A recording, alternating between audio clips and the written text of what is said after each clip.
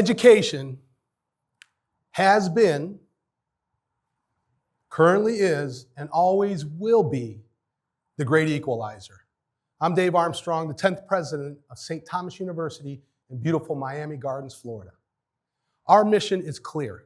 St. Thomas University is an archdiocesan Catholic university with rich cultural and international diversity, committed to the academic and professional success of its students who go on to become ethical leaders in the global community. I will be talking more about that last phrase because it's one of the main reasons why I came to St. Thomas University.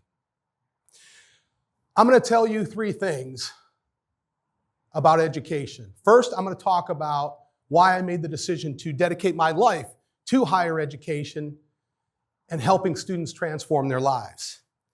Second, I'm going to talk about fact versus fiction. You hear a lot about the return on investment in higher education, getting a college degree. So we're going to talk about fact versus fiction. Because that degree will improve you, your family's place for generations to come. And lastly, I'm going to talk about the importance of a values-based liberal arts education for you, your country, and our world. So in order to know me, as I tell my story about how I dedicated my life to higher education, basically you got to know two things. Number one, I came from a large Irish, Catholic, Croatian, crazy, fun family. And number two, I was born and raised in Cleveland, Ohio. Work hard and be nice. So those are the two things that you know about me. And everything that I am today is because of my mother and my father. And they, in my opinion, led the great American story, because they came from absolutely nothing. Second immigration generation parents, kids who grew up on the poorest side of Cleveland, Ohio, the east side. My mom, at the age of 11, she was the oldest of 7. At the age of 11, her father died on New Year's Day. For years, we were told as kids that he died of a stomach ailment. No, he got beat up by the mob because he couldn't pay off a loan. And my grandmother was pregnant with her 7th child. So at the age of 11, my mother had to take care of her siblings and raise her siblings. And they were homeless, and they would live in people's basements and things like that. And my mother would make sure two things. No matter where they lived, it was going to look neat and clean. She tells the story of how she used to sweep the dirt sidewalk so that the dirt sidewalk had lines in it, so it looked good. And even though herself and her siblings only had one set of clothes, she cleaned those clothes by hand every night so that when they went to school, they didn't look poor.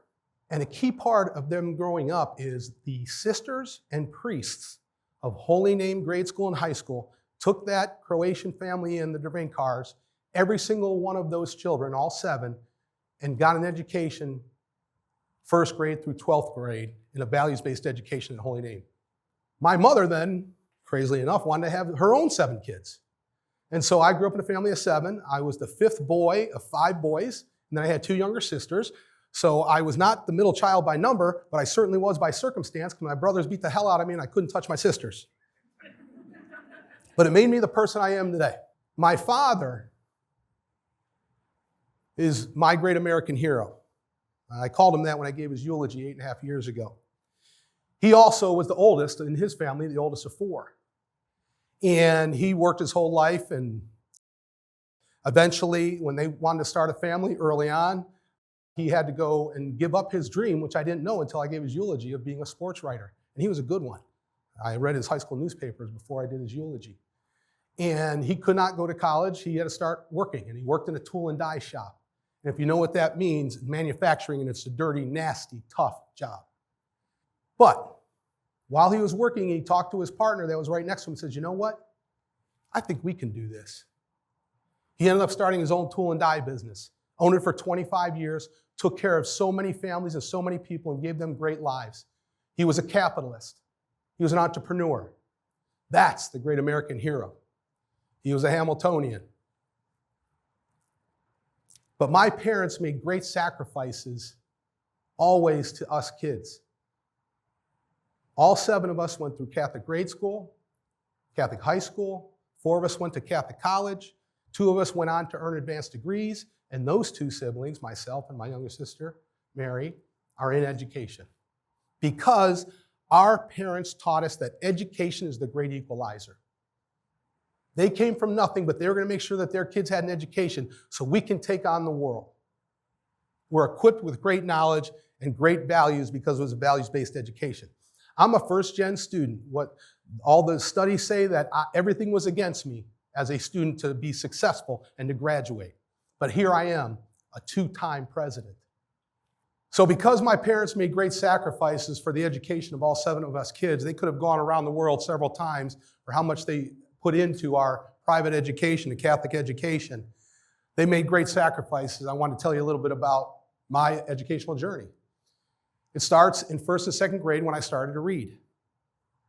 I wanted to read about history. I loved reading about the US presidents. And I decided I wanted to be the president of the United States at 6 years old. And I read that a lot of the presidents were lawyers.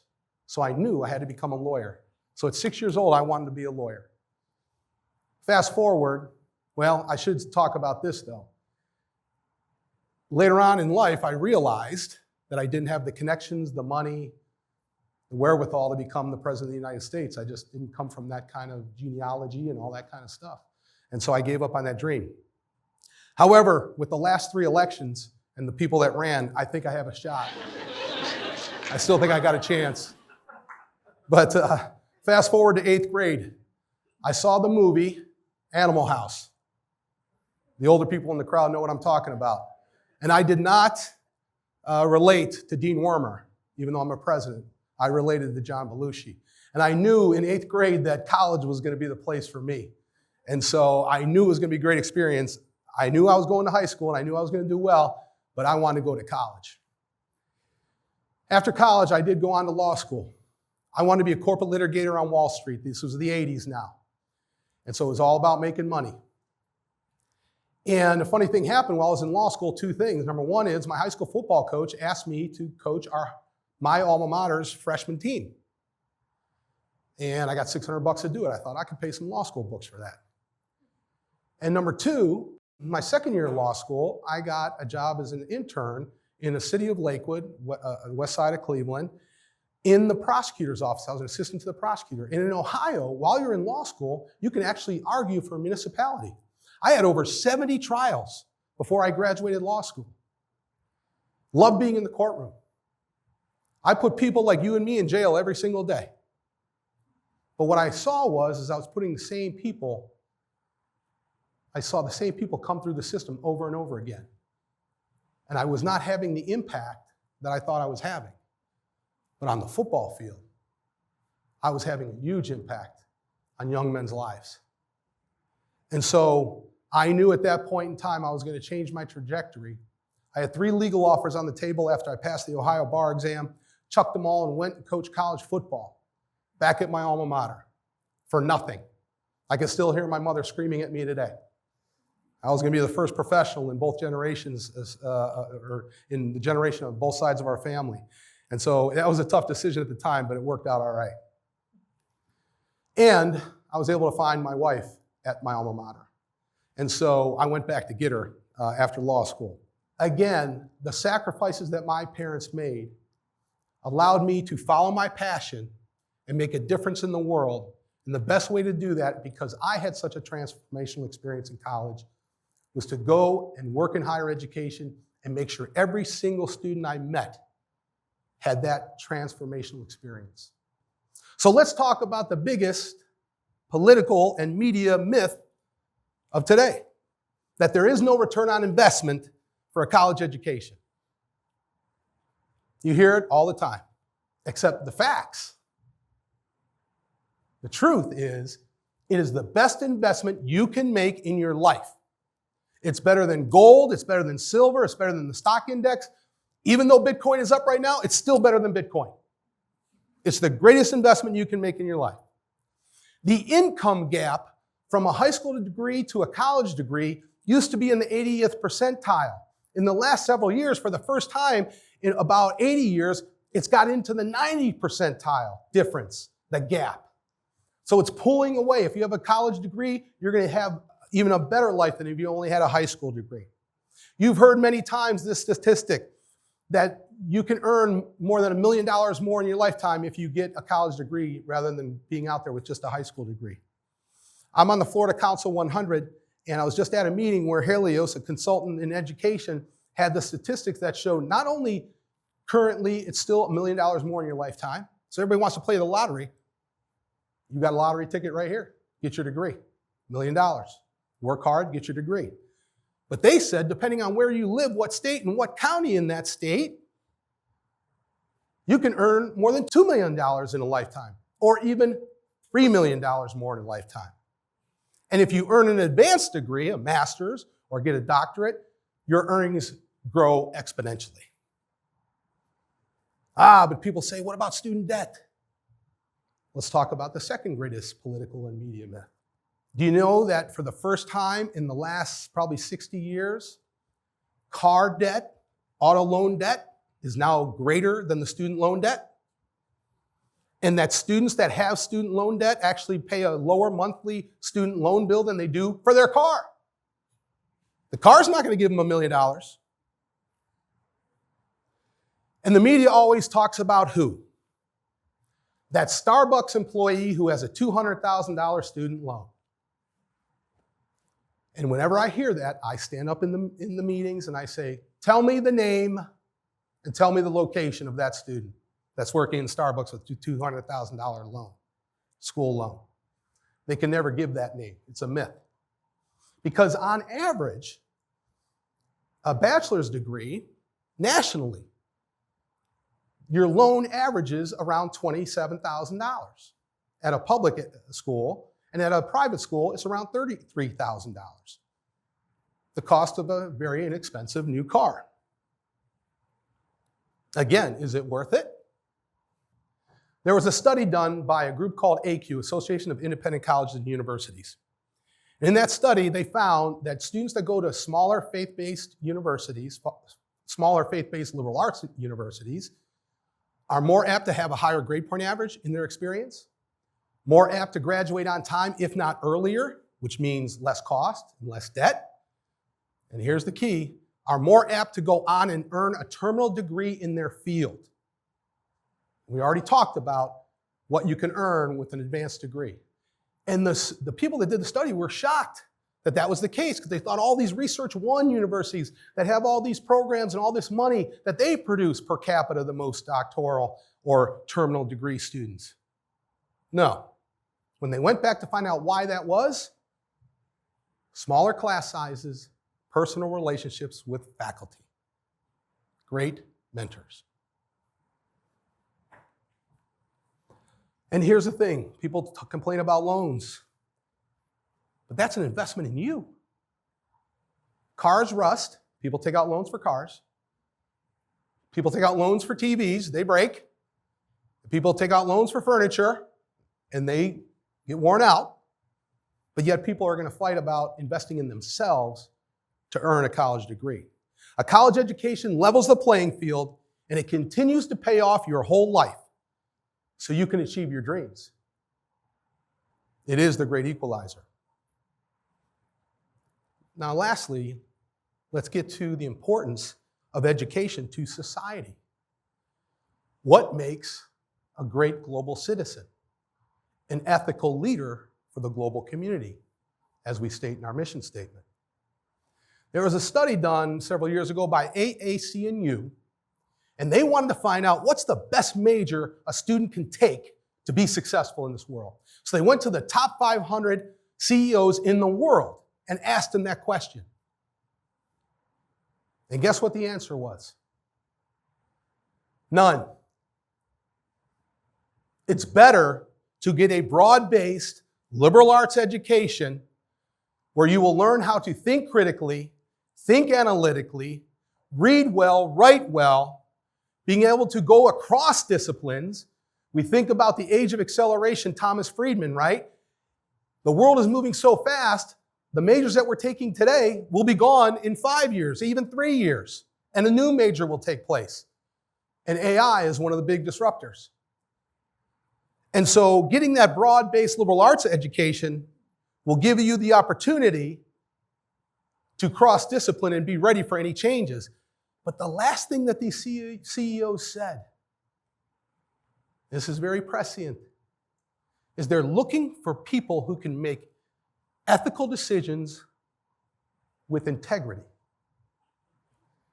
And it was that study that led me, along with the dying of the liberal arts, people not taking liberal arts, taking education, taking courses in science and engineering and finance more often, not taking philosophy and theology and ethics and English and history and math.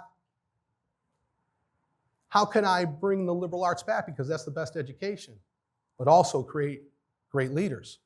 And that's why I started the ethical leadership studies.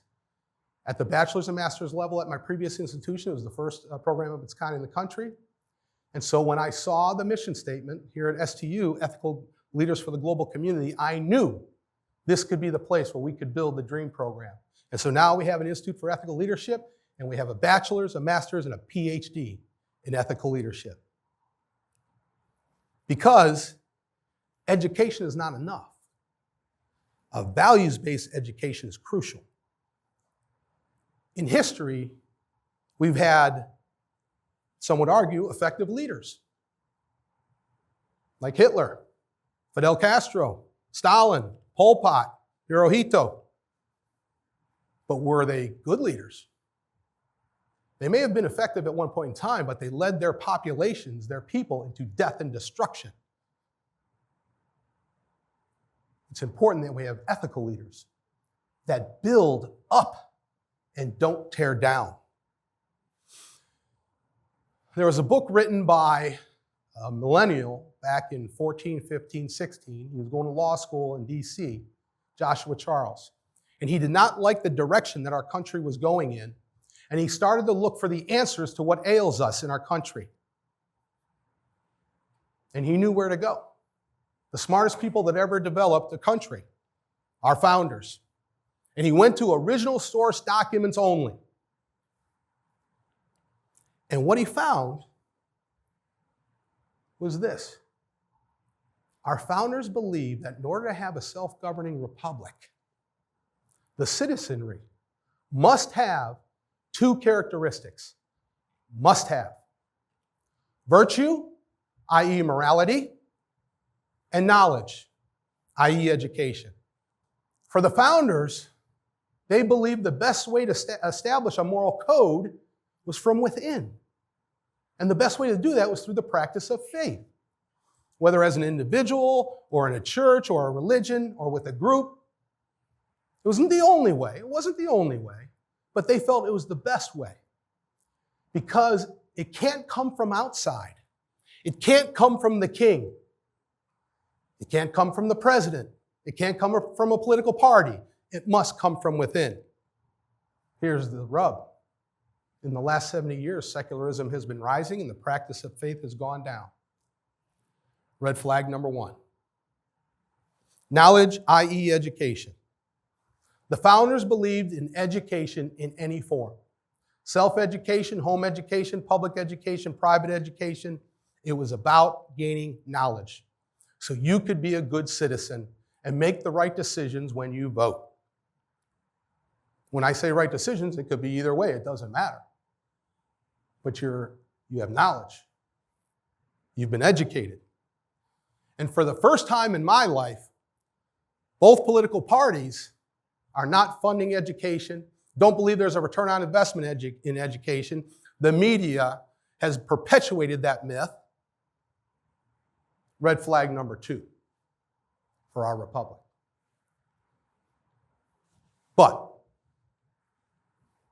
at STU, and I would argue many other wonderful colleges and universities in our country, they are educating for virtue and knowledge. Despite what the media and the politicians say, especially after a lot of the recent riots that have happened on campuses, where there is a minority of institutions that tell students what to think, we teach students how to think. And by educating for virtue and knowledge, we are leveling the playing field and giving students limitless opportunities in life and for their families. The great equalizer. We are giving them a phenomenal financial opportunity to succeed and live a quality life. The great equalizer. And most importantly, a college education allows you to become an ethical leader for your hometown, your state, your country, and most importantly, our global community. So as I always say, God bless, go Bobcats, and thank you.